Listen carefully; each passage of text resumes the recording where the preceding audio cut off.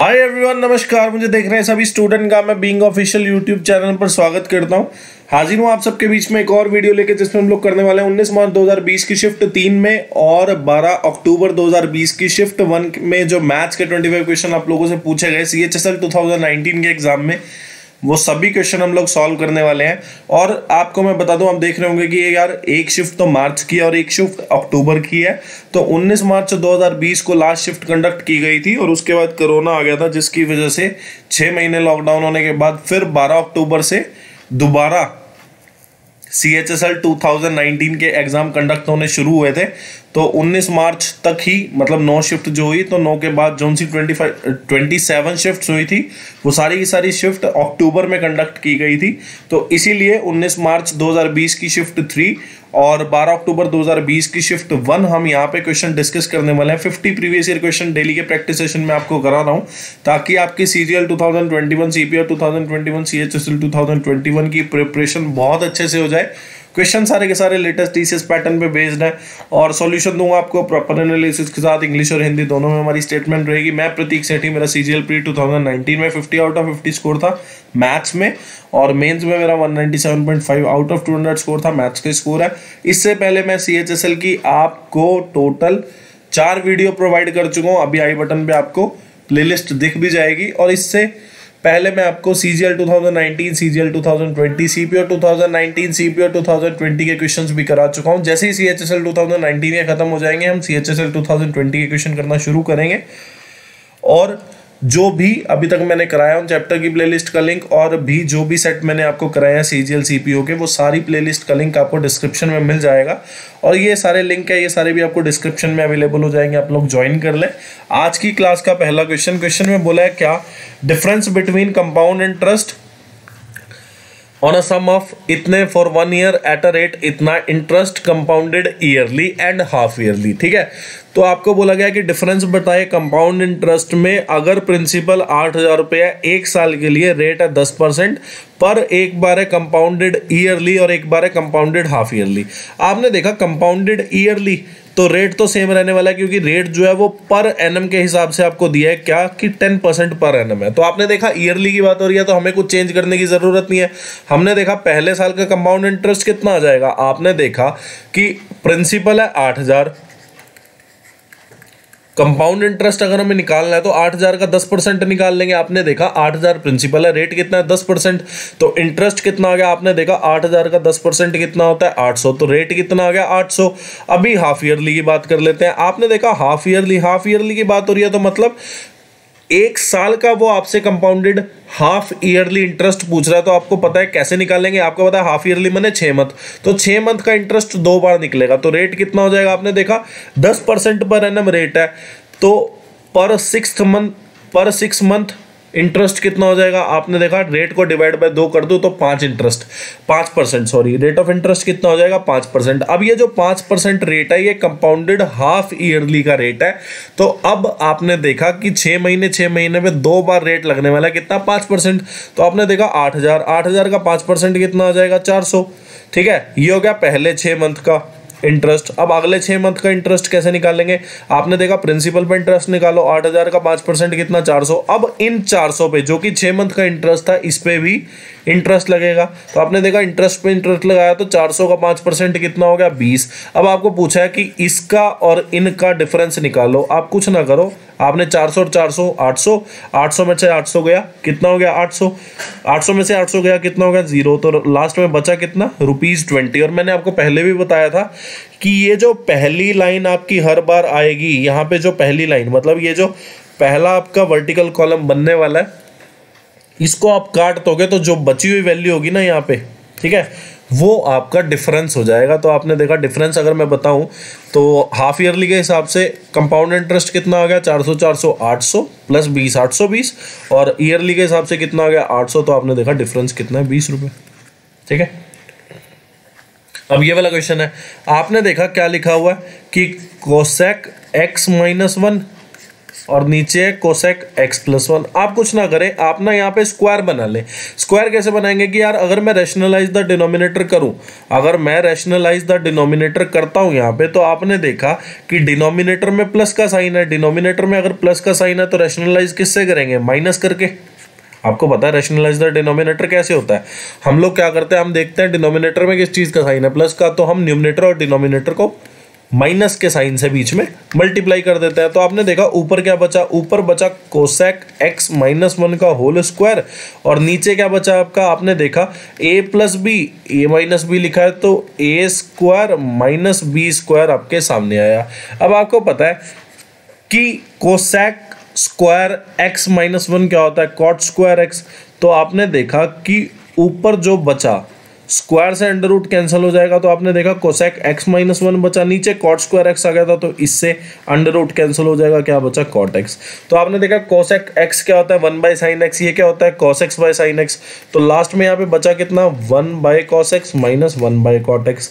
तो आपने देखा ये तो हो जाएगा सेक एक्स, और यहाँ पे आ जाएगा आपका क्या, tan x। ठीक है, इसको निकालने के और सारे भी तरीके थे, पर जब ट्रिग्नोमेट्री कराऊंगा तब मैं आपको बताऊंगा, अभी के लिए सिर्फ इतना समझ लें। ठीक है, अब ये वाला क्वेश्चन है, वैल्यू पुट करनी है। आपको पता है ये भी 1/√2, ये भी 1/√2, तो 1/√2 को 2 बार मल्टीप्लाई करूंगा तो 1/2 आ जाएगा। आपको पता है इसकी वैल्यू भी 1/2, इसकी वैल्यू भी 1/2, तो ये चला गया सारा, x की वैल्यू जो लास्ट में 2 बचती है। क्वेश्चन में बोला है अ सम ऑफ इतना is distributed between Ravi and Mohan. Share of Ravi और मोहन का जो रेशियो है शेयर का, वो कितना है, 5:4। तो बोला रवि और मोहन को कितना कितना शेयर मिला, मतलब रुपीज में बताना है। एक चीज आपने पहले तो ये देखी क्या, कि आपने देखा रवि और मोहन पे किस अनुपात पे बिका है, तो आपने देखा 5:4 अनुपात में बटा है क्या, ये 1260 सम। तो आपने देखा रवि और मोहन का टोटल सम कितना हो गया रेशियो के हिसाब से, 5 और 4 जोड़े तो कितना आ गया, 9। और वैसे टोटल कितना है जो रवि और मोहन में बटना है, आपने देखा 1260। तो एक की वैल्यू कितनी आ गई, आपने देखा एक की वैल्यू आ गई 140। अब रवि की वैल्यू निकालनी है, मतलब रवि का शेयर निकालना है तो 5 की वैल्यू निकाल लो, मोहन का शेयर निकालना है तो 4 की वैल्यू निकाल लो। 5 की वैल्यू कितनी आ गई, 700। एक ही ऑप्शन ऐसा है जिसमें 700 वैल्यू अवेलेबल है, तो B is the correct answer. Question में बोला है मार्क प्राइस दे दिया आपको, सेलिंग प्राइस दे दिया। आपको पता है डिस्काउंट परसेंट आपसे पूछा कि रेट ऑफ डिस्काउंट बताओ, मतलब डिस्काउंट परसेंटेज। अब आपने देखा डिस्काउंट परसेंटेज होता क्या है, discount bye mark price into 100%। तो आपने देखा डिस्काउंट कितने का हुआ, आपने देखा मार्क प्राइस कितना था, 450, बिका कितने का, 405 का। तो आपने देखा डिस्काउंट कितने का हुआ, 45 रुपए का। अब 45 रुपए का डिस्काउंट हुआ, मार्क प्राइस कितना, 450। तो आपने देखा इसको सॉल्व करके आपका कितना आ जाएगा, 10%। ठीक है, आसान क्वेश्चन है।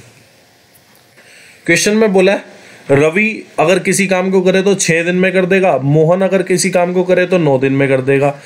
ठीक है, तो आपने देखा रवि जिस काम को 6 दिन में कर रहा है, मोहन उसी काम को कितने दिन में कर रहा है, 9 दिन में। तो आपने देखा टोटल टाइम पता लग गया रवि और मोहन के किसी काम को करने का। तो टोटल वर्क निकाल लो, कैसे, 9 और 6 का एलसीएम लेके, 9 और 6 का एलसीएम कितना, 18, ये आपके पास टोटल वर्क आ गया। अब निकाल लो एक दिन में कितना काम करता है रवि, एक दिन में कितना काम करेगा, total work by total time, total work by total time. तो आपने देखा रवि एक दिन में कितना काम करता है, 3। मनोज कितना काम करता है, मनोज नहीं सॉरी मोहन कितना काम करता है, 2। क्वेश्चन में बोला क्या रवि और मोहन अगर साथ में मिलकर काम करते हैं तो काम कितने दिन में खत्म हो जाएगा। आपने देखा काम कितना है, इतना। रवि एक दिन में 3 काम करता है, मोहन एक दिन में 2 काम करता है। तो टोटल मिला के अगर दोनों साथ में मिलकर काम करते हैं तो एक दिन में कितना काम कर देंगे, 5। 18 काम करना है तो कितने दिन में हो जाएगा, आपने देखा 18/5। इसकी वैल्यू कितनी हो जाएगी, इसकी वैल्यू हो जाएगी 2 सही 3/5 दिन। ठीक है, क्वेश्चन बोला which number is divisible by both 9 and 11। पहले तो देख लो 9 का डिविजिबिलिटी रूल। 9 का डिविजिबिलिटी रूल क्या कहता है कि sum of all digits of the number is divisible by 9। तो आपने देखा 9 8 17 और 1 18, ये जाएगा 9 पे। इसको जोड़ूं अगर सम ऑफ डिजिट करूं तो 10 बन रहा है, ये नहीं जाएगा। ये भी जाएगा 9 पे, और 8 7 15 और 1 16, ये नहीं जाएगा। अब चेक कर लो 11 का डिविजिबिलिटी रूल। तो आपने देखा कि 1 0 और 8, तो ये कितना होगा total, 9। Sum of odd digit करा तो 9 आ गया, सम ऑफ इवन डिजिट करा तो 9 आ गया। दोनों का डिफरेंस देखा तो 0, मतलब ये वाला नंबर ऐसा है जो 9 और 11 दोनों पे जाएगा। इसको चेक कर लो, 1 0 और 9 ऐड करूं तो कितना होगा, 10 में से 8 गए 2। तो ये जो है 2 नहीं जाता 11 पे, इसलिए ये वाला नंबर भी नहीं जाएगा 11 पे। अब ये वाला क्वेश्चन है, क्वेश्चन में बोला है आपको क्या कि a car cover 15 kilometre, 20 kilometre, 30 kilometre and 12 kilometre. आपने देखा 4 डिस्टेंसेस उसने चली हैं, एक तो 15 किलोमीटर गया वो, एक 20 किलोमीटर गया, एक 30 किलोमीटर गया और एक 12 किलोमीटर गया। यहाँ पे आपने देखा कि 15 किलोमीटर जब वो गया, जब उसने 15 किलोमीटर ट्रेवल किया तो उसने 20 किलोमीटर पर आवर पे ट्रेवल किया, 20 किलोमीटर उसने 30 किलोमीटर पर आवर पे ट्रेवल किया, 30 किलोमीटर उसने 40 किलोमीटर पर आवर पे ट्रेवल किया और 12 किलोमीटर उसने 30 किलोमीटर पर आवर पे ट्रेवल किया। आपने निकाल लिया यहाँ पे टाइम। टाइम कैसे निकालता है? टाइम आपको पता है डिस्टेंस अपॉन स्पीड। तो जब उसने 15 किलोमीटर 20 किलोमीटर पर आवर पे ट्रेवल किया तो आपने देखा टाइम जो होता है डिस्टेंस अपॉन स्पीड, तो उसको कितना टाइम लगा? आपने देखा 3/4 घंटे लगे उसको। ऐसे ही आपने देखा डिस्टेंस अपॉन स्पीड किया तो 20/30 कितना हो गया? 2/3। 30/40 कितना हो गया? 3/4। और यहाँ पे आपने देखा 12/30 कितना हो जाएगा? 2/5। ठीक है, तो आपको पता है कि एवरेज स्पीड का फॉर्मूला क्या होता है? एवरेज स्पीड का फॉर्मूला होता है टोटल डिस्टेंस ट्रेवल्ड, ठीक है, अपॉन टोटल टाइम टेकन। ठीक है, तो आपने देखा टोटल डिस्टेंस कितना ट्रेवल हुआ। आपने देखा कि पहले 15 किलोमीटर, फिर 20 और फिर 30 और फिर 12 किलोमीटर ट्रेवल हुआ। टाइम कितना लगा? आपने देखा पहली बार ही लगा 3/4 घंटे, फिर लगा 2/3 घंटे, फिर लगा 3/4 घंटे, तो फिर कितना हो गया? 2/5। तो यहाँ से आपने देखा न्यूमरेटर में कितना आ गया आपके पास? 15 में 20 जोड़े तो 35 आ गया, 65 आ गया, 65 में 12 जोड़ो तो 77 आ गया। नीचे वो क्या बचता है? आपने देखा कि एलसीएम कितना आएगा। पहली बात तो आप अगर देखो कि 3/4 और 3/4 में अगर मैं जोड़ दूं, मतलब 3/4 और 3/4 को अगर मैं जोड़ता हूं तो आप देखते हो ये 6/4 बनता है, जिसको मैं क्या बोलूँगा? 3/2। तो 3/2 प्लस 2/3 प्लस 2/5 आ गया। ठीक है ना, तो आपने देखा 77। और नीचे जो है एलसीएम कितना आ गया? आपने देखा 5 तिया 15 दूनी 30 का एलसीएम आ गया, तो 15 तिया 45 हो गया यहाँ पे, और 10 दूनी 20 हो गया और 6 दूनी 12 हो गया। तो आपने देखा 45 में 20 जोड़ू, 65 में 12 जोड़ू, 77, मतलब यहाँ से ये कट गया। तो ये जो डिनोमिनेटर में सबसे ऊपर डिनोमिनेटर में चला जाएगा, मतलब 30 किलोमीटर पर आया आपका एवरेज स्पीड आ गई, 30 किलोमीटर पर आवर। क्वेश्चन में बोला है क्या? क्वेश्चन में बोला है सोहन ने एक ओल्ड स्कूटर परचेज किया और उसने 28,000 रुपये में बेच दिया और 12% प्रॉफिट कमाया। उसने कॉस्ट प्राइस पूछा है। आपको पता है कॉस्ट प्राइस क्या होता है? कॉस्ट प्राइस होता है selling price into 100/100 plus profit percentage. ठीक है, एक तरीका ये है। दूसरा क्या? आप कॉस्ट प्राइस मान लो कितना 100, आपने कॉस्ट प्राइस 100 माना, आपने देखा प्रॉफिट कितना हुआ 12%, तो सेलिंग प्राइस कितना हो गया? आपने देखा 100 तो कॉस्ट प्राइस ही है और 12 प्रॉफिट हो गया उस पर, क्योंकि 12% जो है 100 रुपये का 12% कितना होगा? 12। तो आप वैसे भी कह सकते हो कि 112% वैल्यू हो जाएगी। सेलिंग प्राइस जो होगा वो वैसे भी 112 हो जाएगा। क्यों? क्योंकि 12% प्रॉफिट कमाया, 100% खुद की वैल्यू, तो 12% इंक्रीमेंट आया 100% में, तो कितना हो गया? 112%। किसका? 100 का। तो आपने देखा सेलिंग प्राइस कितना हो गया? 112। 112 की आपको वैल्यू दे रखी है कितनी? 28,000। एक की वैल्यू कितनी होगी? 250। आपसे पूछा है क्या? Cost price. कॉस्ट प्राइस बताओ। तो कॉस्ट प्राइस हमने 100 माना, 100 की वैल्यू कितनी हो जाएगी? 25,000। बहुत सारे तरीके हैं क्वेश्चन को निकालने के, अगर किसी को फॉर्मूला नहीं यूज करना मत करना। क्वेश्चन में बोला ए की वैल्यू ये है, तो a - 1/a बताएं। देखो आपने देखा a की वैल्यू कितनी है? -1 x - 1 बाय x + 1, तो आप न्यूमरेटर में x + 1 लिख लो। तो आपने देखा नीचे क्या है? x + 1 x - 1, तो आपने इसका एलसीएम लिया, तो आपको पता है इन दोनों का मल्टीप्लीकेशन जो है इसका एलसीएम आ जाएगा। तो इन दोनों को मल्टीप्लाई करोगे a + b a - b, तो ये लिखा है a² - b²। न्यूमरेटर में क्या आ गया? x - 1 का होल स्क्वायर, नीचे क्या आ गया? x + 1 का होल स्क्वायर। तो आपने देखा x² + 1 - 2x -x² - 1 - 2x आ गया। नीचे क्या है? x² - 1, तो ये कट गया, ये भी कट गया, -4x। 10th इज द, मतलब 10th का आंसर जो है वो सी आ जाएगा। ठीक है, क्वेश्चन बोला if the angle between 2 ready of a circle, मान लीजिए 2 रेडी, मैंने एक रेडियस ये मान ली, एक रेडियस ये मान ली। आपको बोला इन दोनों के बीच में जो एंगल है, आपने मान लिया कि ये जो 130 डिग्री है। ठीक है, क्वेश्चन बोला angle between the tangent at the end of, आपने देखा इस रेडी का एंड क्या है? ये। इस रेडी का एंड क्या है? ये। इन दोनों के साथ एक टेंजेंट ड्रॉ हुई है, तो ये जो दोनों टेंजेंट है ये यहाँ पे आके मिलती है। तो आपसे पूछा है इसका एंगल बताएं कि ये एंगल कितना होगा? Angle between the tangents at the end of these ready. ठीक है, तो इन दोनों टेंजेंट के बीच का एंगल पूछा है। आपको पता है रेडियस और टेंजेंट आपस में 90 डिग्री का एंगल बनाते हैं, रेडियस और टेंजेंट आपस में 90, ये 90 ये भी 90 और ये 130। तो आपको पता है sum of all angle of quadrilateral कितना होता है 360 डिग्री। ठीक है, तो एक एंगल हो गया 130 का, ठीक है जी, तो कितना आ गया 230। अब 230 में से दो एंगल जो है वो 90 के हैं, मतलब जोड़ कितना हो गया दोनों एंगल का 180, तो बचा कितना 50 डिग्री। या ऐसे भी बोल सकते हैं कि ये वाला जो एंगल है ना, जो एंगल P बोल लूँ और एंगल Q, आपको पता है कि angle P plus angle Q का जोड़ कितना होता है 180 डिग्री।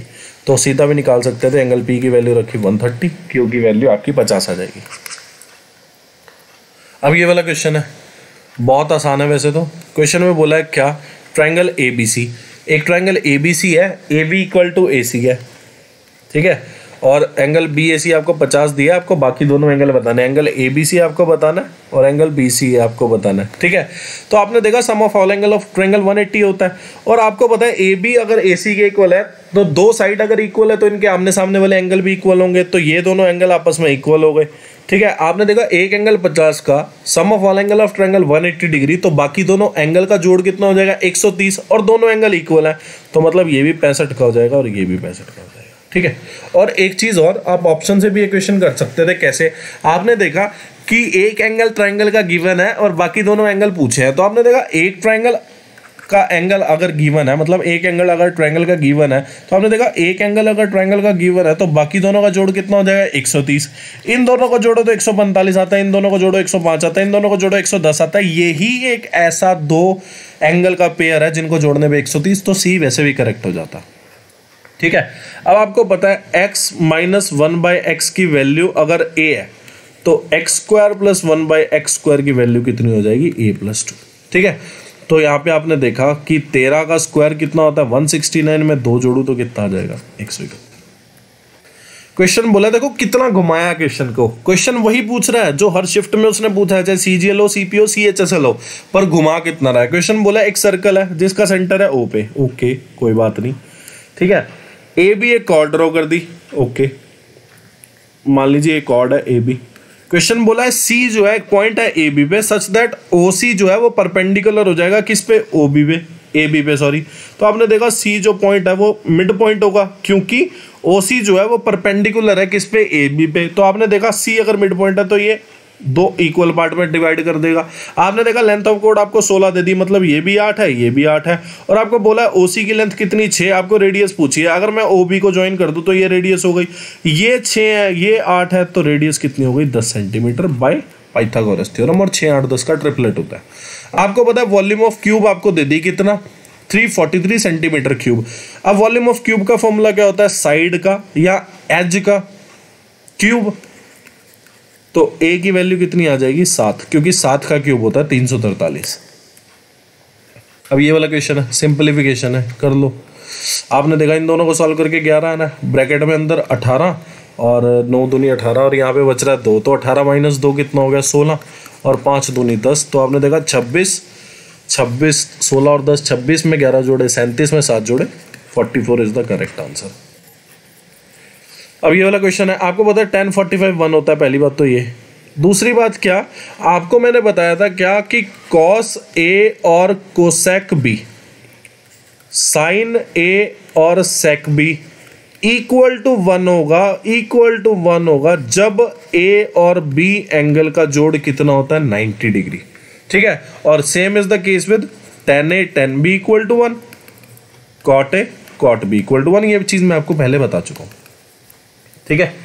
तो आपने देखा कि cos A cosec B equal to 1 हो जाएगा, क्योंकि 29 और 61 को जोड़ने पे 90 आ रहा है, और सेम केस इसमें है, sin A sec B equal to 1 हो जाएगा, क्योंकि 35 और 55 को जोड़ने में फिर 90 आ रहा है। तो आपने देखा ये भी 1, tan 45 तो 1 है ही है, ये भी 1, तो आपने देखा न्यूमरेटर तो 1 + 2 हो गया। या फिर कोई कहे सर ना प्लीज एक्सप्लेन इट इलेबोरेटली, तो हम कर देंगे क्योंकि हमें आता है।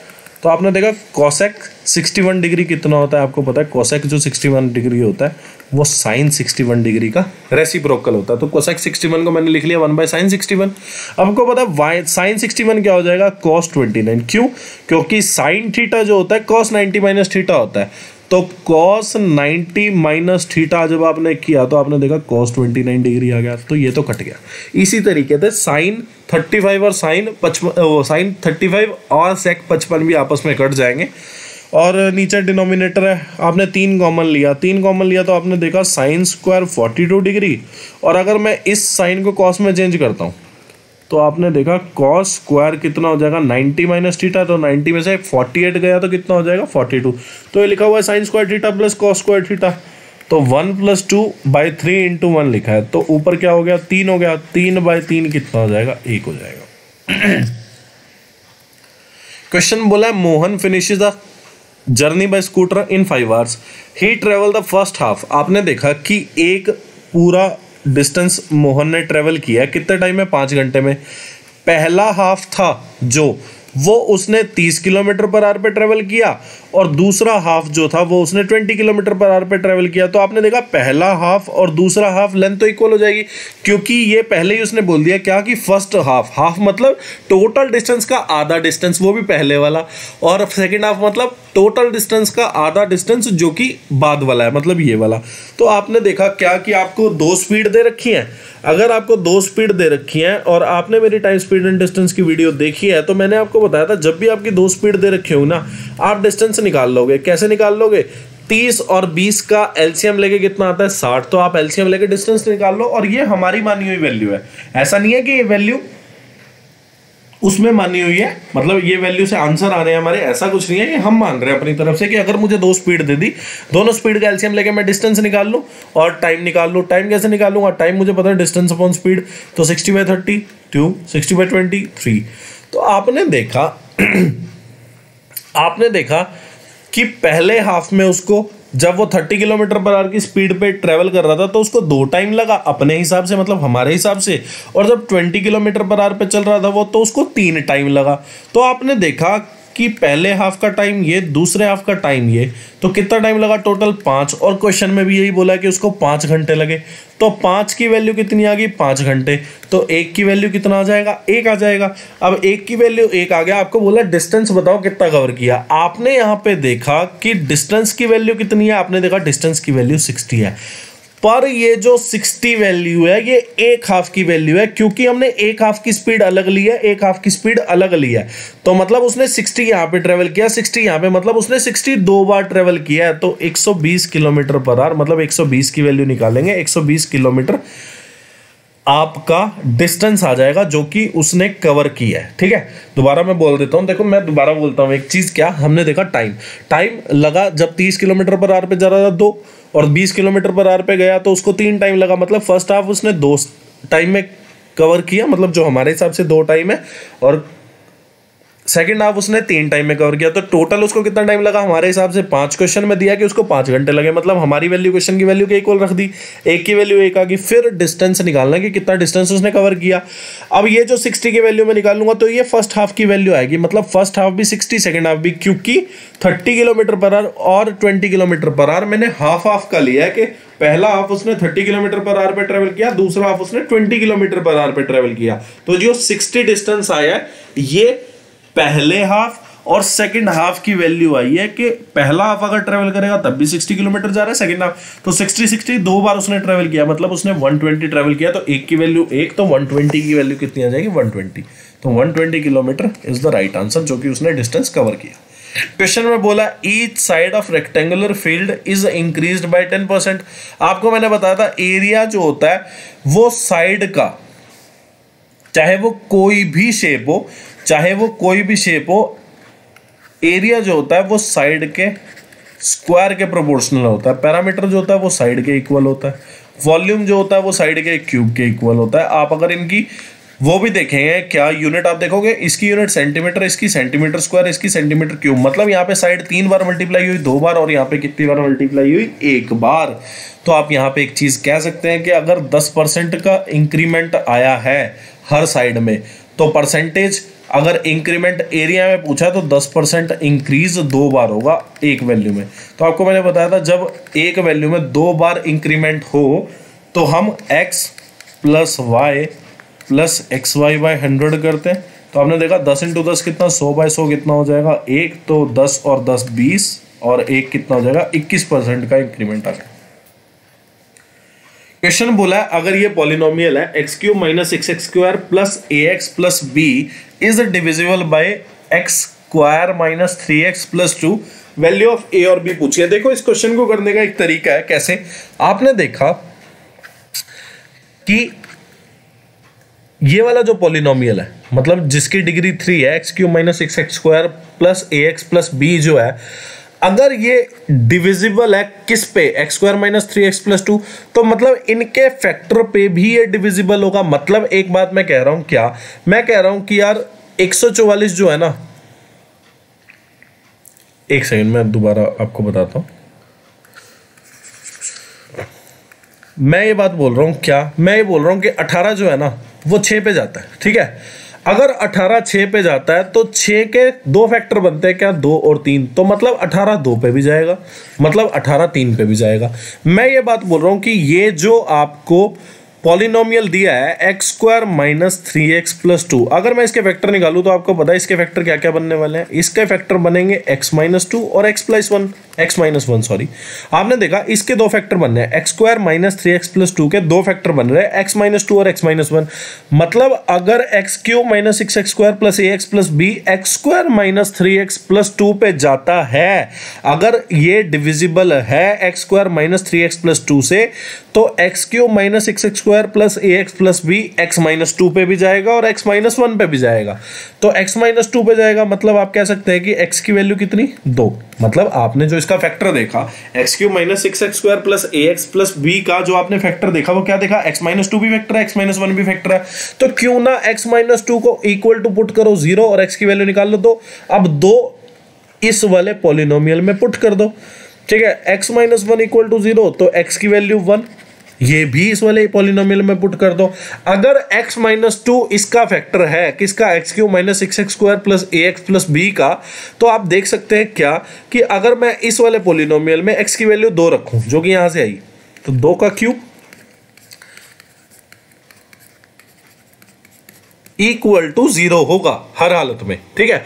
तभी जाके ये जो नंबर है x square minus 3x plus 2, या फिर ऐसा बोल सकते हैं x माइनस 2 जो है वो इस नंबर पे डिविजिबल होगा अगर x की वैल्यू 2 पुट करने पे ये पॉलिनोमियल 0 बन रहा है। Same is the case with x equal to 1, तो अगर मैं इसमें 1 पुट करूं तब भी इसको पॉलिनोमियल को क्या बनना पड़ेगा, 0 बनना पड़ेगा x की वैल्यू 1 पुट करने पे।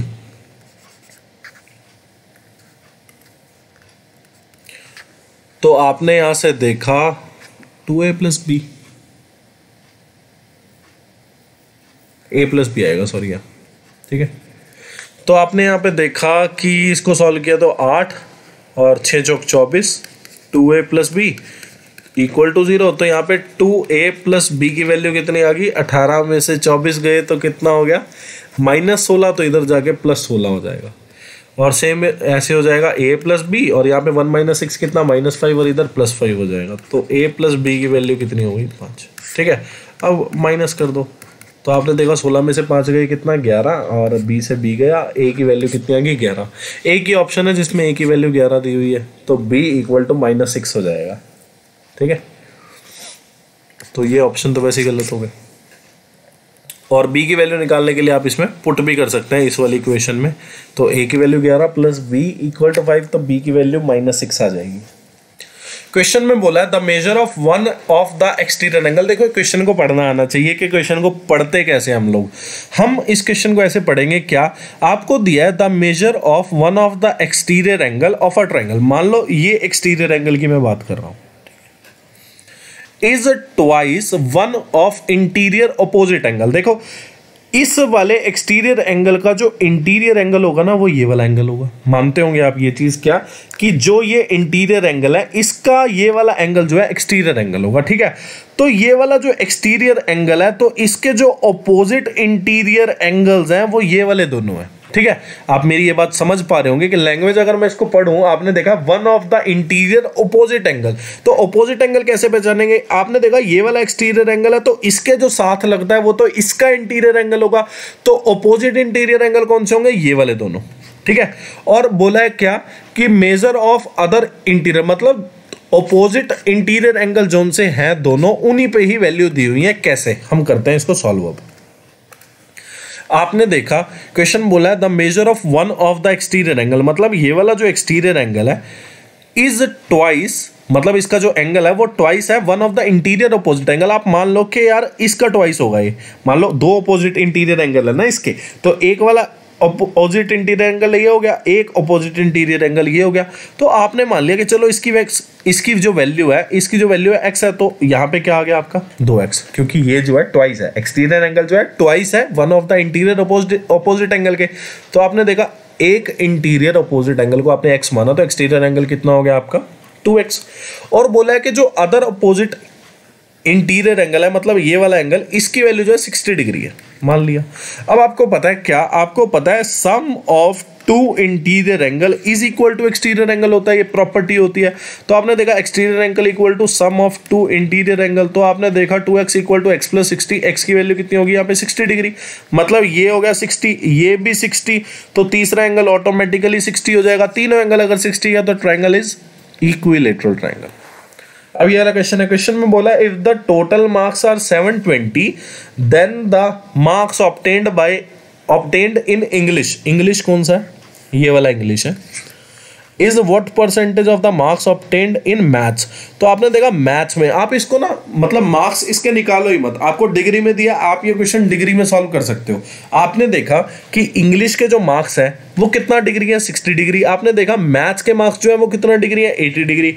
आपको पूछा है इंग्लिश में जो मार्क्स आए हैं कितना परसेंटेज है मैथ्स में जो मार्क्स आए हैं उनके, तो इंग्लिश के मार्क्स आपने न्यूमरेटर में, डिनोमिनेटर में आपने क्या किया मैथ्स के मार्क्स रख दिए, क्योंकि मैथ्स के मार्क्स पे ही पूछा है। ये कितना आ गया 3/4, 3/4 इंटू 100% कितना हो जाएगा 300/4, जिसको मैं कितना बोलूंगा 75%। क्वेश्चन बोला टोटल मार्क्स 720 है, then the marks obtained in chemistry कौन सा है, केमिस्ट्री है ये, बायोलॉजी, मैथ्स, ये together is what percentage of the total marks. आपने देखा डिग्री वाइज डिस्ट्रीब्यूशन है, मतलब क्वेश्चन में जो दिया है आपको, ये जो फिगर आपको दिया है ये डिग्री वाइज डिस्ट्रीब्यूशन करके दिया है। अगर परसेंटेज वाइज डिस्ट्रीब्यूशन होता है तो आपको पता है टोटल कितना परसेंट होता है 100% होता है। अब यहाँ पे डिग्री वाइज है तो आपको पता है टोटल डिग्री कितना हो जाती है हमारी 360 डिग्री हो जाती है। आपने देखा कि 55 डिग्री जो मार्क्स हैं वो तो है आपके बायोलॉजी में, 45 केमिस्ट्री में, और 80 डिग्री जो मार्क्स हैं आपके वो कितने में मैथ्स में। तो आपने टोटल किया 55 में 45 जोड़ा 100 में 80 जोड़े, तो 180 डिग्री जो है मार्क्स है जो कि ऑब्टेन्ड हुआ है केमिस्ट्री, बायोलॉजी और मैथ्स में। टोटल मार्क्स कितने हो जाएंगे 360 डिग्री, टोटल वैल्यू कितनी हो जाएगी डिग्री में 360 इंटू 100%। तो आपने देखा 200/2 कितना होता है 50% मार्क्स जो है वो उसने एक्वायर किए केमिस्ट्री, बायोलॉजी एंड मैथ्स में टोटल मिला के। क्वेश्चन बोला टोटल मार्क्स जो है 720 है, मैथ्स में कितने मार्क्स ऑब्टेन्ड किए उसने, तो आपने देखा 80 डिग्री ऑब्टेन किए, टोटल कितना होता है 360 डिग्री, और टोटल मार्क्स कितने 720, तो आपने देखा किए गया 2 पे 160 marks. C is the correct answer. Question बोला टोटल मार्क्स जो है ना वो 720 है। Difference between total marks obtained in physics, maths and physical education. पहली बात तो आपने देखा मैथ्स ये, फिजिक्स ये, और फिजिकल एजुकेशन क्या है ये 50। तो आपने देखा कि इसका टोटल अगर मैं करूँ तो 80 70 कितना हो गया, 80 और 70 150, और 50 कितना हो गया 200 डिग्री, ठीक है। Then the difference between total marks obtained in physics, maths और फिजिकल एजुकेशन। तो आपने देखा फिजिक्स, मैथ्स और फिजिकल एजुकेशन की जब आपने टोटल डिग्री करी, पहले तो आप डिग्री को सॉल्व कर लो। अगर आप हर एक के मार्क्स निकालने बैठे ना और उसके बाद डिफरेंस लोगे तो क्वेश्चन बहुत लंबा हो जाएगा। आप डिग्री से सॉल्व करो इसे। आपने देखा टोटल डिग्री कितनी होगी फिजिक्स, मैथ्स और फिजिकल एजुकेशन की 200 डिग्री। फिर आपको बोला है क्या कि केमिस्ट्री, बायोलॉजी एंड इंग्लिश। तो आपने देखा केमिस्ट्री, बायोलॉजी और इंग्लिश। आप एक चीज देख सकते थे क्या कि टोटल डिग्री है 360 डिग्री, ठीक है, और टोटल सब्जेक्ट है 6। टोटल डिग्री है 360 डिग्री, टोटल सब्जेक्ट है 6। पहले 3 के तो मैं आपको डिग्री बता चुका हूं। टोटल डिग्री कितनी है 200 डिग्री। अगर मैं 360 जो कि टोटल डिग्री है उसमें से 200 डिग्री माइनस कर दूं तो मेरे पास जो बाद के ये वाले जो बाद के 3 सब्जेक्ट है इनका टोटल आ जाएगा कितना 160 डिग्री। बजाय कि मैं इनको जोड़ने बैठूं, पहले तो मैं देखूं केमिस्ट्री कौन सा ये, ठीक है। और बायोलॉजी कौन सा, ये। और फिजिकल एजुकेशन कौन सा, फिजिकल नहीं सॉरी, इंग्लिश कौन सी, ये। तो आप इसको जोड़ो, तो इससे बढ़िया आप क्या करो, आपने देखा टोटल डिग्री कितना 360 में से अगर मैं 200 घटा दूं, जो कि पहले 3 का सम आया है, तो बाद की वैल्यू आ जाएगी 160 डिग्री। पर ये चीज़ तभी पॉसिबल है अगर यहाँ पे केमिस्ट्री, बायोलॉजी और इंग्लिश तीनों दी है, मतलब बची हुई तीनों चीज़ें दी है। अगर केमिस्ट्री और बायोलॉजी देता तब ये चीज़ पॉसिबल नहीं थी, तब आपको सॉल्व ही करना पड़ता। अब डिफरेंस पूछा आपने, देखा ये 200 डिग्री, ये 40 डिग्री, तो डिफरेंस कितना हो गया, सॉरी ये 200 डिग्री, ये 160 डिग्री, तो डिफरेंस कितना हो गया 40 डिग्री। 40 डिग्री की वैल्यू निकाल लो। आपने देखा 40 डिग्री टोटल कितना होता है 360 डिग्री। टोटल मार्क्स कितने हैं 720, तो आपने देखा ये गया 2 पे, तो 80 मार्क्स जो है इनका डिफरेंस हो जाएगा। अब ये 12 अक्टूबर 2020 की शिफ्ट 1 का पहला क्वेश्चन, मतलब कोरोना के बाद जो आपसे पूछा गया वो पहला क्वेश्चन। ये वाला क्वेश्चन आप लोग खुद से कर लेना। आपने देखा कॉस्ट प्राइस जो है वो 100 अगर मैं मानता हूं, तो आपने देखा सेलिंग प्राइस कितना हो जाएगा, आपने देखा 25% प्रॉफिट है, कॉस्ट प्राइस का 25% कितना हो गया 25 रुपए, तो कॉस्ट प्राइस में 25 अगर जोड़ा तो 125 आ गया, जो कि सेलिंग प्राइस आ गया। इसकी वैल्यू आपको दी है कितनी 70,000। एक की वैल्यू कितनी आ गई, आपने देखा 70,000 बाय 125, तो ये लिखा है 70,000 इंटू 8, 560 आ गया। आपको बोला है कितने प्राइस पे वो बेचे, अगर उसको 30% प्रॉफिट कमाना है, तो कॉस्ट प्राइस अगर 100 है, 30% उसको प्रॉफिट कमाना है, तो आपने देखा 30 प्रॉफिट कमाना पड़ेगा। तो कॉस्ट प्राइस अगर 100, प्रॉफिट अगर 30 रुपए, तो सेलिंग प्राइस कितना हो गया 130। 130 की वैल्यू कितनी हो जाएगी 70 इंटू 8 इंटू 130, तो आपने देखा कि 91 91 हो गया। 91 इंटू 8 कितना आ जाएगा 872, तो 72,800 रुपये is the correct answer. Next question में दिया है क्या, ये फिगर है, ओ जो है सेंटर है, BC जो है कॉर्ड है, CD जो है टेंजेंट है, और आपको बोला एंगल ACD की वैल्यू बताओ। ये वाला एंगल आपसे पूछा है। आपने देखा AC अगर एक कॉर्ड है, वो सेंटर पे ड्रॉ कर रही है 118 डिग्री सॉरी, तो सरकमफ्रांस पे कितना ड्रॉ करेगी एंगल, आपको पता है सरकमफ्रांस पे सेंटर का आधा ड्रॉ डिनोट करेगी, तो कितना बनाएगी 59 डिग्री। तो एंगल ABC की वैल्यू आपके पास कितनी होगी 59 डिग्री। अब अगर एंगल ABC 59 है, तो एंगल ACD भी 59 डिग्री हो जाएगा। क्यों, क्योंकि सर्कल की ये प्रॉपर्टी होती है कि ये वाला जो एंगल होता है वो ये वाले एंगल के इक्वल होता है, ठीक है, और ये वाला जो एंगल होता है वो इस एंगल के इक्वल होता है। क्वेश्चन बोला the average age of 25 man कितना है 28 ईयर्स, ठीक है। तो आपने देखा एवरेज एज कितनी 28 ईयर। 5 और आदमी आ गए जिनकी एवरेज एज 25 है। अब बताना है कि सारे आदमी मतलब 25 और 5 सॉरी, अब आपने बताना है क्या कि 25 और 5 मिला के जो 30 आदमी हो गए उनका एवरेज एज बताना है। आपने देखा कि यहाँ पे 25 आदमी थे और यहाँ पे 5, तो आदमियों का रेशो कितना हो गया 5:1, ठीक है। तो आपको पता है कैसे सॉल्व करते हैं। आपने देखा इसकी एवरेज एज 28, मतलब 25 आदमियों की एवरेज एज 28, इनकी कितनी 25, तो आपने देखा डिफरेंस कितना 3, और ये जो डिफरेंस है 3, ये 5:1 में डिवाइड कर दो। आपने देखा 5 और 1 6, 6 की वैल्यू कितनी 3, 1 की वैल्यू कितनी आ गई 0.5, तो 1 की वैल्यू 0.5 है, और नंबर 28 से छोटा होगा 25 से बड़ा होगा, तो 28 में से अगर मैं 0.5 घटा दूँ तो 27.5 इज द करेक्ट आंसर। या फिर आप कहोगे 5 की वैल्यू कितनी आएगी सर, मैं बोलूँगा 2.5, तो यहाँ पे 2.5 आ गई वैल्यू, 25 से वैल्यू बड़ी होनी चाहिए, तो 25 में 2.5 ऐड करोगे तब भी आपका 27.5 आएगा। या फिर देखो एक साइड 25 मैन है, फिर 5 मैन है, तो आपने देखा रेशो कितना आ गया 5:1, और इनकी एज 28 साल थी, इनकी एज 25 साल थी, तो ये आप डेविएशन से भी कर सकते हैं। तो आपने बेस वैल्यू माना 25 को, तो आपने देखा ये 3 ज़्यादा है, कितनों का 5 का, इन 3 ज़्यादा को जो 5 बंदों का इसको 6 बंदों में आप डिवाइड कर दो, तो आपने देखा यहाँ से भी 27.5 आ रहा है। बहुत सारे तरीके हैं क्वेश्चन करने के।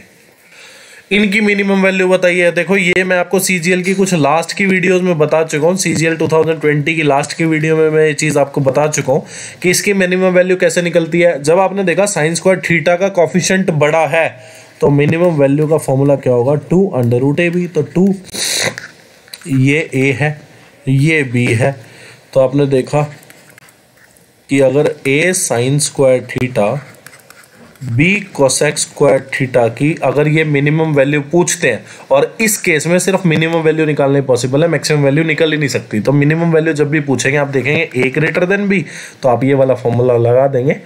तो आपने देखा कि ए की वैल्यू 25, बी की वैल्यू 8, तो आपने देखा 25 से बाहर क्या आएगा, 5 बाहर आएगा, और 8 से क्या बाहर आ जाएगा, 8 से 2 ही बाहर आ सकता है और 2 अंदर आएगा, क्योंकि 4 × 2, 4 से 2 बाहर आ गया। तो आपने देखा 20√2 जो है इसका करेक्ट आंसर हो जाएगा।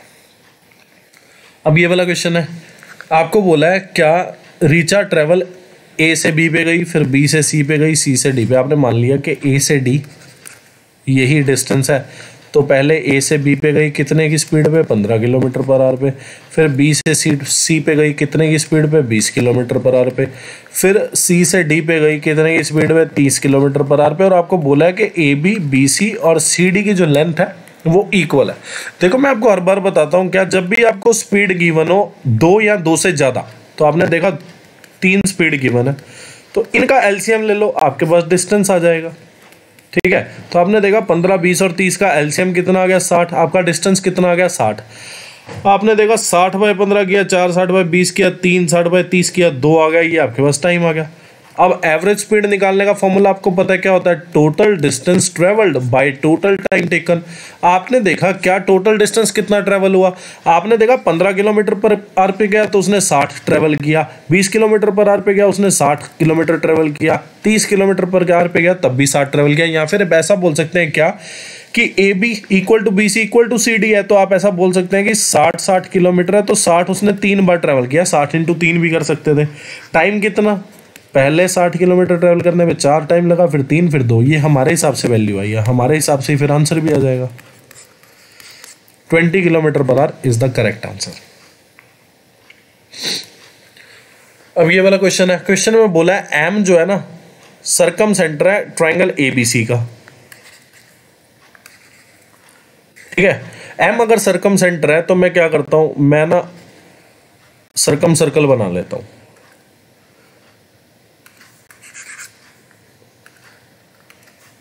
मैंने क्या किया, एक सर्कल बना लिया जिसको मैंने पास कराया किससे, ट्रायंगल के तीनों वर्टिसेस से। तो आपने देखा एम जो है सरकम सेंटर आ गया। अब सरकम रेडियस अगर मैं एम को बी से ज्वाइन कर दूं या एम को ए से ज्वाइन कर दूं या एम को सी से ज्वाइन कर दूं तो मेरे पास सरकम रेडियस आ जाएगी।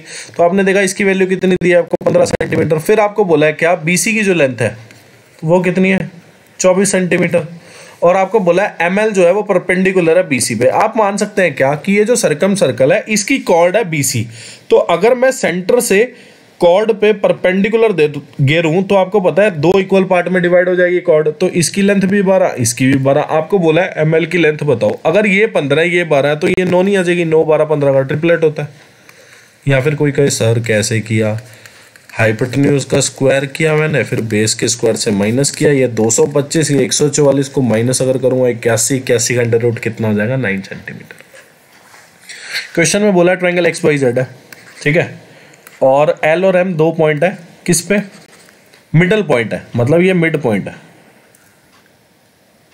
दोनों मिड पॉइंट है किस पे, एक्स वाई और एक्स जेड पे, ठीक है। आर जो है एक पॉइंट है किस पे, एल एम पे, सच दैट इसका जो रेशियो है वो 1:2 है, ठीक है। एल आर की वैल्यू आपको दे दी कि एल आर जो है वो 3 सेंटीमीटर है। वाई जेड बताना है कि इसकी लेंथ बताओ कितनी है। पहली बात तो आपको एक चीज पता है क्या, ट्रायंगल एक्स एल एम जो है वो सिमिलर हो जाएगी ट्रायंगल एक्स वाई जेड की। ये नहीं बताऊंगा कैसे, क्योंकि मैं बहुत बार एक्सप्लेन कर चुका हूं अभी तक ये चीज। एक्स एंगल जो है कॉमन है, एक्स एल एम जो है एंगल वो एक्स वाई जेड के इक्वल हो जाएगा कॉरस्पॉन्डिंग एंगल, और एक्स एम एल एंगल है जो मतलब एंगल एक्स एम एल है वो एंगल एक्स जेड वाई के इक्वल हो जाएगा। तीनों एंगल अगर इक्वल है तो दोनों ट्रायंगल आपस में सिमिलर हो गई। तो आप एक बात बोल सकते हो यहाँ पे क्या कि XL by X Y equal to L M by Y Z. तो आपने देखा यहाँ पे क्या, आपने देखा एक्स वाई जो है उसको मैं बोल सकता हूँ ट्वाइस ऑफ एक्सएल। क्यों, क्योंकि एल जो है वो मिड पॉइंट है। मिड पॉइंट माने कि ये जो एक्सएल है और एल वाई है ये 1 1 है, मतलब दोनों आपस में इक्वल है। तो आप ऐसा बोल सकते हैं क्या कि एक्स वाई की जो लेंथ है वो 2xl के इक्वल हो जाएगी। मतलब यहाँ पे आप कह सकते हैं क्या कि lm की जो वैल्यू है वो yz/2 है, या फिर yz की जो वैल्यू होगी वो 2 ऑफ lm हो जाएगी, ट्वाइस ऑफ lm हो जाएगी। मतलब अगर lm जो रेशो में है वो 3 है तो yz जो है रेशो में कितना हो जाएगा आपका 6 हो जाएगा, क्योंकि lm को मैंने जोड़ा एल आर और आर एम से। तो आपने देखा एल आर और आर एम को जोड़ के एल एम बनता है, तो रेशो अगर मैंने जोड़ी तो 1 और 2 3, तो इसकी रेशो जो है ट्वाइस हो जाएगी एल एम की रेशो से, तो वाई जेड कितना हो जाएगा रेशो में 6। तो एक की वैल्यू आपको 6 दे रखी है, एक की वैल्यू आपको एक की वैल्यू 3 सेंटीमीटर दे रखी है, 6 की वैल्यू कितनी आ जाएगी आपकी 18 सेंटीमीटर। ये है वाई जेड की वैल्यू और ये है एल एम की वैल्यू, एल आर सॉरी। उम्मीद करता हूँ आप लोग समझ पाए होंगे।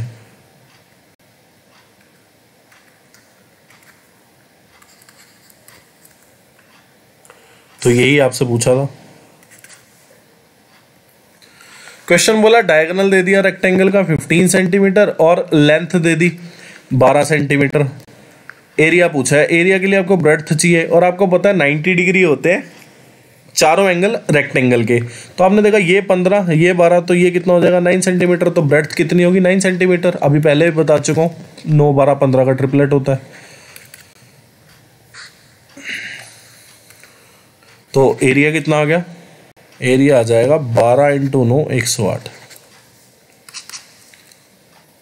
अब ये वाला क्वेश्चन है, आपको पता है कि A cube plus B cube plus C cube minus 3abc की वैल्यू क्या होती है। आपको पता है A plus B plus C और A square plus B square plus C square minus A B minus C A minus B C. ठीक है, और आपको इसकी वैल्यू निकालनी है। तो ये वाली वैल्यू अगर ये सब वैल्यू दी है तो इसी फॉर्मूला से निकल सकती हैं। तो आपने देखा A cube plus B cube plus C cube की क्या वैल्यू है 28, 3abc की वैल्यू बताएं। तो आपने देखा abc की वैल्यू यहाँ से कितनी बन जाएगी 4, तो 3 × 4 कितना हो जाएगा 12। A plus B plus C कितना है 2 और A square plus B square plus C square. और यहाँ पे आपने देखा इतने सॉल्व किया आपने, तो आपने देखा नीचे आ गया ए बी सी, ऊपर आ गया A B plus B C plus C है इक्वल टू 0। तो इसको सॉल्व करके आपको पता चला कि A B plus B C plus C A की वैल्यू कितनी हो जाएगी 0 के इक्वल। तो माइनस अगर मैं कॉमन लूँ तो अंदर क्या लिखा है A B plus B C plus C है, तो हमने देखा -0। ये कितना आ गया 16, 28 में से 12 गए तो आपने देखा 16 आ जाएगा बटे 2। ये आ गई आपकी A square plus B square plus C square की वैल्यू। तो 16 बटे 2 कितना होता है 8।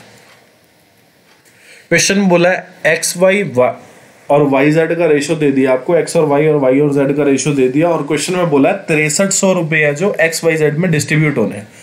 पहले तो आप क्या करने वाले हैं, सबसे पहले स्टैंडर्ड जो स्टेप है वो क्या है, स्टेप की 2 रेशो को कंबाइंड रेशो करके लिखें। आपने देखा एक्स वाई और वाई जेड दोनों में कॉमन क्या है वाई, वाई को इक्वल बनाना है, वाई को इक्वल बनाना तो यहाँ पे 4 से मल्टीप्लाई करना पड़ेगा और यहाँ पे 5 से मल्टीप्लाई करना पड़ेगा। तो आपने देखा X ratio Y ratio Z कितना आ गया, आपने देखा X ratio Y ratio Z आ गया 28, रेशो 20 और रेशो 15। ठीक है, अब इस रेशो में 6300 रुपये जो है 6300 रुपीज़ जो है 6300 रुपीज़ जो है वो डिस्ट्रीब्यूट करने हैं। तो आपने देखा कि टोटल रेशो की वैल्यू कितनी आ गई 28 में 20 जोड़ा 48 में 15 जोड़ा कितना आ गया 63 टोटल वैल्यू, और टोटल रुपीज़ कितने हैं 6300, एक की वैल्यू 100। आपको बोला है कि वाई के हिस्से कितने वैसे आए, मतलब 20 की वैल्यू निकालें, 20 की वैल्यू कितनी आ जाएगी 2000। क्वेश्चन बोला 15 आदमी जो है किसी काम को कंप्लीट करते हैं 10 दिन में, तो 20 आदमी कितने में करेंगे। आपको पता है M1 D1 M2 D2 की वैल्यू निकाल लो। तो आपने देखा कि ये तो 2 पे गया और M से M और इधर 2 15 7.5 आ जाएगा। तो 7.5 दिन लगेंगे सेम काम को करने में, क्योंकि आपको पता है W1 work 1 equal to work 2 था, यहाँ पे दोनों वर्क आपस में इक्वल है, तो M1 D1 equal to M2 D2। अब ये आपको पता है 2 कोड जब इंटरनली इंटरसेक्ट करती हैं तो इंटरसेक्शन पॉइंट को अगर मैं कुछ मानूं जैसे L है तो LP into LQ equal to LR equal to LS, मतलब LP into LQ equal to LR into LS हो जाएगा। आपको LR की वैल्यू पूछी है, आपको पता है LP कितना है 9, LQ कितना है 4, एल एस कितना है 6, तो आपने देखा 9 चौक 36 बाई 6 कितना हो जाएगा 6, तो 6 centimetre is the correct answer. Question में बोला है कचिता attendance in her school for the academic session to 2018 and 19 was 216 days. On computing her attendance, it was observed that her attendance was 90%. The total working days of the school were, आपने देखा कि 2018 से 2019 में academic session में जो इसकी attendance थी वो कितनी थी 216 दिन, मतलब 216 दिन उसने स्कूल अटेंड किया, ठीक है। और अटेंडेंस जो है ये वो 90% है, तो 90% अटेंडेंस जो है 216 दिन तक आ रही है, तो 100% अटेंडेंस जो कि total working days of the school है उसकी वैल्यू कितनी हो जाएगी, आपने देखा 90% की वैल्यू ये, तो 1% की वैल्यू कितनी हो जाएगी, आपने देखा 1% की वैल्यू हो जाएगी 2.4 और 100% की वैल्यू कितनी हो जाएगी 240, मतलब टोटल वर्किंग डेज जो है स्कूल के वो कितने 240। अब which of the following option is completely divisible by 11, आप लोग खुद से करना क्योंकि आपको पता है sum of odd digit, option से चेक कर लेना, इवन डिजिट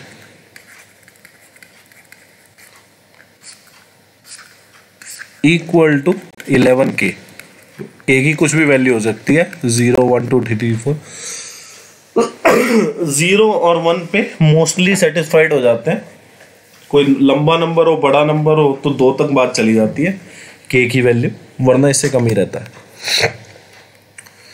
ये भी खुद से करना, एक सिंप्लीफिकेशन का मैं क्वेश्चन मैं करा चुका हूँ, एक खुद से कर लेना। अब आपने देखा कॉस की वैल्यू √3/2 कब होती है, जब कॉस 30 डिग्री हो, साइन की वैल्यू 1/2 कब होता है, जब साइन 30 डिग्री हो, तो x माइनस वाई की वैल्यू 30 डिग्री आ गई और x प्लस वाई की वैल्यू भी 30 डिग्री आ गई, तो आपने दोनों इक्वेशन को जोड़ा तो आपने देखा y से y गया, 2x की वैल्यू कितनी होगी 30 × 2, या फिर ऐसा बोल दो कि 2x की वैल्यू 30 और 30 जोड़े तो कितने 60, तो x की वैल्यू कितनी आ गई 30 डिग्री, यही पूछा था, y की वैल्यू 0। आपने देखा कॉट ए की वैल्यू कितनी है, कॉट ए की वैल्यू है k, कॉट क्या होता है बेस बाय परपेंडिकुलर बाय 1 है, मतलब k अगर खाली वैल्यू है, कॉट ए की वैल्यू अगर k है तो k/1 लिखने में तो कोई दिक्कत नहीं, किसी चीज़ को 1 से डिवाइड करोगे तो वही वैल्यू आएगी उस चीज़ की। तो आपने देखा बेस की वैल्यू कितनी होगी k, परपेंडिकुलर कितना हो गया 1, तो हाइपोटेन्यूज कितना हो जाएगा, हाइपोटेन्यूज होगा √ बेस का स्क्वायर प्लस परपेंडिकुलर का स्क्वायर, तो हाइपोटेन्यूज ये आ गया। साइन ए पूछा है, साइन ए क्या होता है परपेंडिकुलर जो कि 1 है बाय हाइपोटेन्यूज जो कि सी आ जाएगा। सॉल्व कर लो, cos theta plus sine theta equal to 8 cos theta 8 sine theta, तो आपने देखा कि इधर हो गया 9 साइन थीटा और इधर हो गया 7 cos थीटा, तो cos theta by sine theta कर दो 9/7 वैल्यू आ जाएगी, और cos theta by sine theta होता क्या है cot थीटा। क्वेश्चन बोला है list the price of a bike is 15% more than it's cost price, मतलब मार्कअप परसेंटेज जो है वो कितनी है 15%। फिर बोला डिस्काउंट दे दिया कितने का 20%। क्वेश्चन में बोला प्रॉफिट या लॉस की वैल्यू निकालो, तो आपको पता है प्रॉफिट परसेंटेज क्या होता है markup percent minus discount percent minus markup into discount bye 100, ठीक है। तो आपने देखा मार्कअप परसेंट कितना है 15, डिस्काउंट कितना दे दिया 20 का, 15 × 20/100, तो आपने देखा 15 × 20 कितना होता है 300, मतलब ये 3 पे गया, ठीक है। तो आपने देखा -5 और -3 कितना होता है -8%। प्रॉफिट जो है -8% आया, मतलब लॉस हुआ है कितने का 8% का, ठीक है ना। अब ये वाला क्वेश्चन है, देखो इस क्वेश्चन को करने के काफ़ी सारे तरीके हैं, मैं आपको सबसे शॉर्टेस्ट तरीका बताता हूँ इस क्वेश्चन को सॉल्व करने का। आपने देखा कि x² - 4y² लिखा है, तो ये क्या लिखा हुआ है a² - b², तो इसके दो फैक्टर हो सकते हैं, क्या क्या x - 2y और x + 2y, ठीक है। तो अब आप इसको सॉल्व कर लें। आपने देखा कि x - 2y जो है उसकी वैल्यू कितनी दे रखी है आपको 3, तो इसका स्क्वायर कर दो। आपने इसका स्क्वायर किया तो आपने देखा x square plus 4y square minus 4xy की वैल्यू कितनी है आपके पास? 9। तो आपने देखा x square plus 4y square की वैल्यू कितनी आ गया? 9 प्लस 4xy। और अगर मैं यहाँ पे 4xy जोड़ दूं और तो आपने देखा प्लस 4xy और हो गया। ठीक है, तो आपने देखा ये अब क्या लिखा है? ये लिखा है x प्लस 2y का होल स्क्वायर, और इधर आपके पास क्या लिखा है? 9 प्लस 8xy। 8 इंटू 5 कितना हो गया? मतलब xy की वैल्यू कितनी है? 5। तो 8 इंटू 5 कितना हो गया? 40 प्लस 9 कितना? 49। तो x प्लस 2y की वैल्यू कितनी हो जाएगी? अंडर रूट 49, जिसकी वैल्यू कितनी आएगी? 7। तो x प्लस 2y की वैल्यू कितनी हो गई? 7। x माइनस 2y की वैल्यू कितनी दे रखी है? 3। तो 7 इंटू 3 कितना हो जाएगा? 21। या फिर वैसा भी कह सकते हैं, देखो एक और चीज़ मैं आपको बताता हूँ क्या, कि आप लोग ना ऑप्शन से भी कर सकते थे। चलो छोड़ो, फिर आप थोड़ा ज़्यादा कंफ्यूज हो जाएंगे, क्योंकि कभी कभार फ्रैक्शन में भी आंसर आ जाता है। ठीक है, तो उससे फिर फ्रैक्शन में आएगा, तो फ्रैक्शन में अगर 3 से 3 कट गया, मतलब मैं ये कहना चाह रहा था क्या कि इसका एक फैक्टर x माइनस 2y है। x माइनस 2y की वैल्यू कितनी है? 3। पर अगर x प्लस 2y की वैल्यू अगर फ्रैक्शन में आ जाती और फ्रैक्शन से 3 यहाँ पे कट जाता, तब कोई भी ऑप्शन पॉसिबल था। अब वो तो किस्मत थी हमारी कि x प्लस 2y की वैल्यू पे इंटीजर ही आ गई। तो अगर इंटीजर आ गई, अब तो आपने देखा कि 3 एक factor x square minus 4y square का, तो 3 अगर एक फैक्टर है तो option should be the multiple of 3। तो ये वाले ऑप्शन तो कट गए थे सारे, यही कहना चाह रहा था मैं। क्वेश्चन में बोला है कि 3500 रुपये इन्वेस्ट किए 10% पे कुछ सालों के लिए, अमाउंट कितनी होगी? 4500। साल बताए कितने लगे? तो आपने देखा सिंपल इंटरेस्ट कितना, आपने देखा अमाउंट इतनी 4500, प्रिंसिपल था 3500, तो आपने देखा सिंपल इंटरेस्ट कितना हो गया? 1000। Simple interest into principal into rate into time by 100। तो आपने देखा कि ये गया, और यहाँ पे कितना आ गया? ये, और ये हो गया 7, और ये आ गया 20। तो आपने देखा टाइम कितना है? टाइम लगेगा 2 सही 6/7।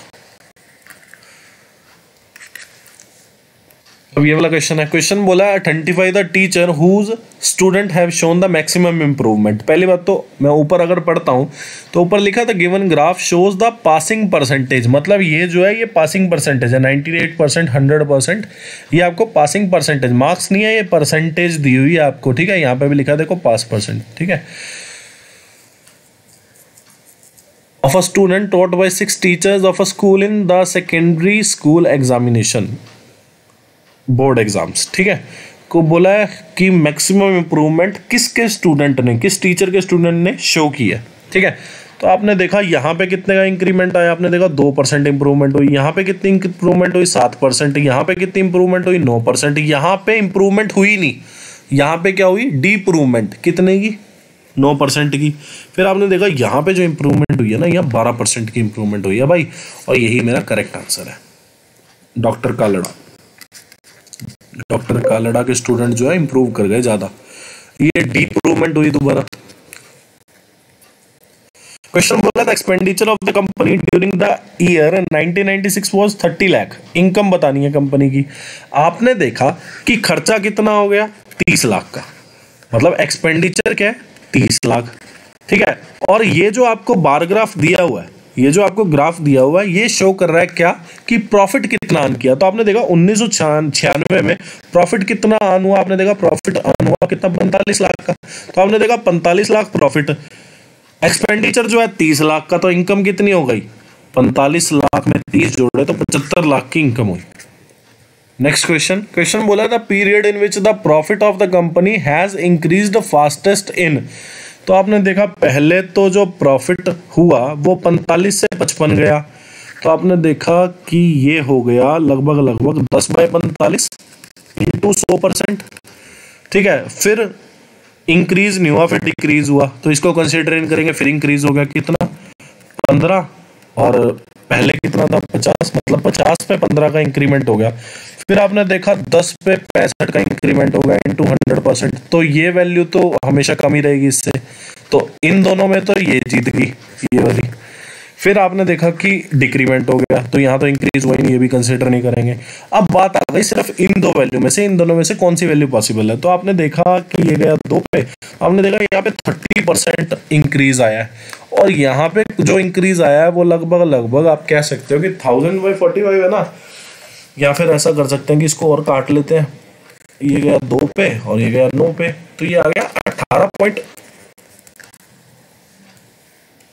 18 नहीं, सॉरी 1 मिनट, 2 पे और ये 9 पे, तो 200/9 हो गया और 45 90, अच्छा 11 नहीं है 9 है, सॉरी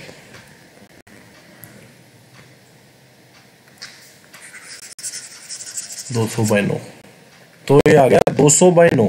अगर मैं देखूँ 200/9 को मैं क्या लिख सकता हूँ, मैं लिख सकता हूँ इसको 22.22%। तो आपने देखा ये वाली वैल्यू सबसे ज़्यादा है, मतलब 98 से 99 में सबसे ज़्यादा रैपिडली उसने इंक्रीज किया, फास्टली इंक्रीज किया, ऐसा कह सकते हैं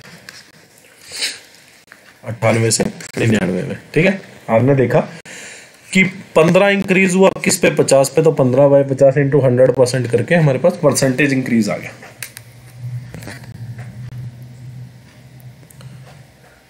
सही है ना, हाँ सही है। क्वेश्चन में बोला है the profit earned by the company is maximum in the year. तो आपने देखा इसी में प्रॉफिट सबसे ज्यादा हुआ है 75 लाख का, तो 2000 सन या फिर year is the maximum profit year. Video अच्छी लगी हो वीडियो को लाइक कर देना, चैनल को सब्सक्राइब कर देना, शेयर कर देना फ्रेंड रिलेटिव ने जो भी तैयारी कर रहा हो, कमेंट कर देना अपने प्रीशियस रिव्यूज, और जो भी HW में क्वेश्चन दिए उनका आंसर मेंशन करें, आप लोग नहीं करते हो फॉलो कर लेना। And thanks for watching this video, आप लोग कुछ नई तैयारी करते रहे, थैंक यू।